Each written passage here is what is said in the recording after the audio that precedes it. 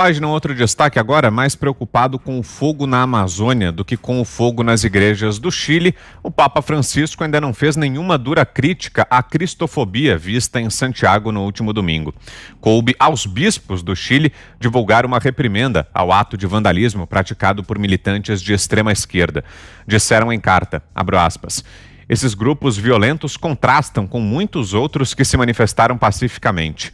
A grande maioria do Chile anseia por justiça e medidas eficazes que contribuam para superar as lacunas de desigualdade. Eles não querem mais corrupção nem abusos. Esperam um tratamento digno, respeitoso e justo. A nota enfatiza que esta maioria não apoia nem justifica as ações violentas que causam dor a pessoas e famílias, prejudicando comunidades que não podem viver sossegadas em suas casas ou no trabalho, amedrontadas por aqueles que não buscam construir nada, mas sim destruir tudo. Augusto. Ontem eu dizia que a violência,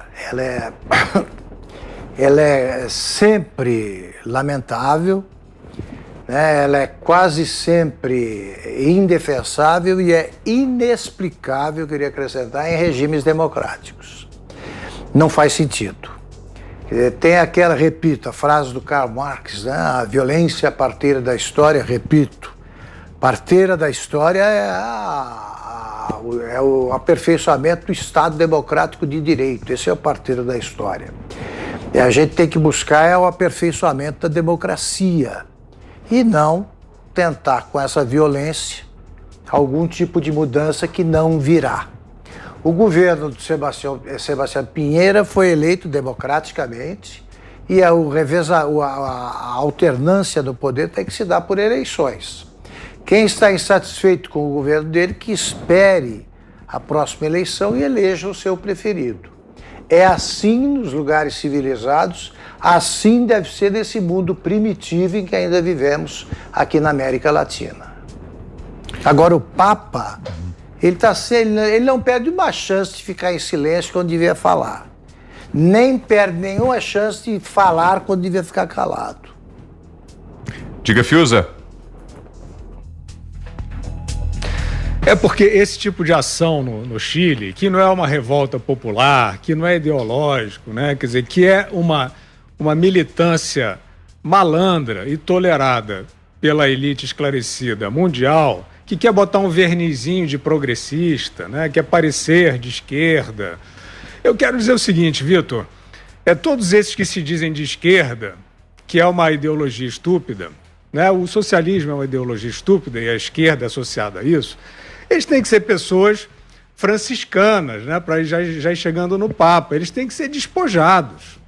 Eles têm que ser coletivistas. Eles não podem ser burgueses. Eles não podem ser pessoas que vivem com as suas posses. E eles são muito afeitos às suas posses, às suas redes de influência particular, né, aos seus votos, à sua grana, às suas oportunidades. Que esquerda é essa? Então, o Papa Francisco, ele faz esse mesmo proselitismo, né? O Papa Francisco cancelou uma visita ao Brasil no jubileu de Nossa Senhora Aparecida para protestar contra o impeachment da Dilma, que estava saindo do governo porque o governo era uma quadrilha. O Papa Francisco, em relação ao regime sanguinário da Venezuela, demorou a reprovar, reprovou de forma branda, mas demorou a falar. Ele soltava umas coisas dúbias do tipo, a oposição precisa ter um diálogo melhor com... O que é isso, Sua Santidade? Ali não tem diálogo, ali é uma ditadura brutal, sanguinária.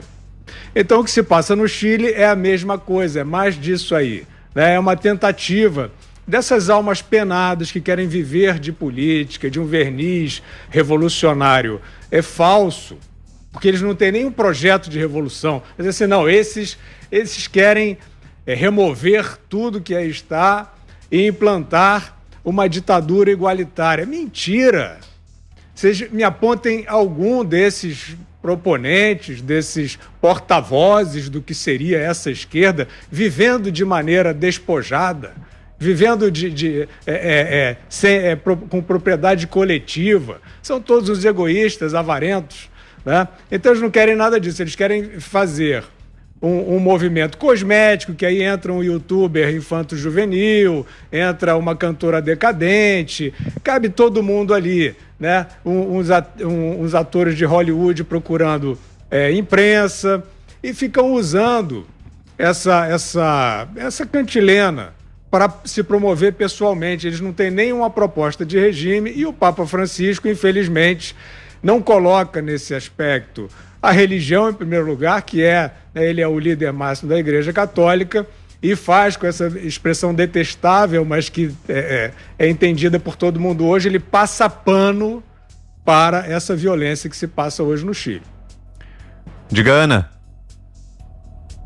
Olha, Vitor, eu sou católica, praticante, e eu me sinto bem desconfortável quando eu vejo esse tipo de silêncio seletivo do Papa, ou as declarações seletivas também, né, como a falta dessa em relação às igrejas queimadas lá no Chile. E não apenas só isso, a gente entende que de alguma forma a igreja, principalmente o Vaticano, se envolva com política, não tem como, né? A gente viu nos anos 80, aí o maravilhoso trio, né, o João Paulo II, a Margaret Thatcher como primeira-ministra da Grã-Bretanha, e o presidente Ronald Reagan aí numa luta incansável contra o comunismo, cada um fazendo a sua parte no mundo.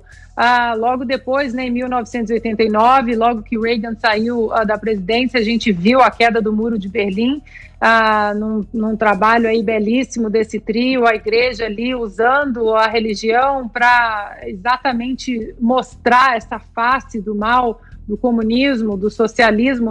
E infelizmente esse Papa, eu falo como uma católica praticante, ele está muito, muito, muito longe de ser um Papa como João Paulo II, ou até mesmo Bento XVI, mas a gente vê que a política se misturou de uma maneira perigosa com a igreja nesse sentido.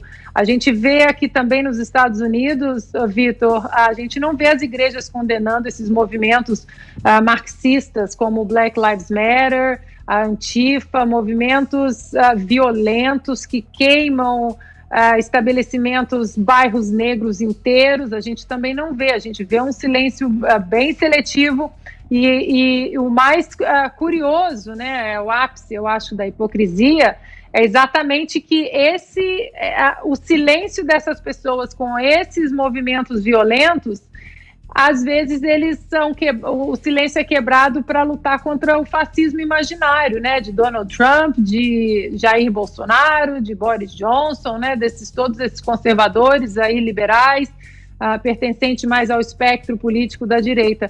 Então é muito triste ver isso, e infelizmente eu acho que isso pode trazer um dano para a igreja em relação a seus fiéis.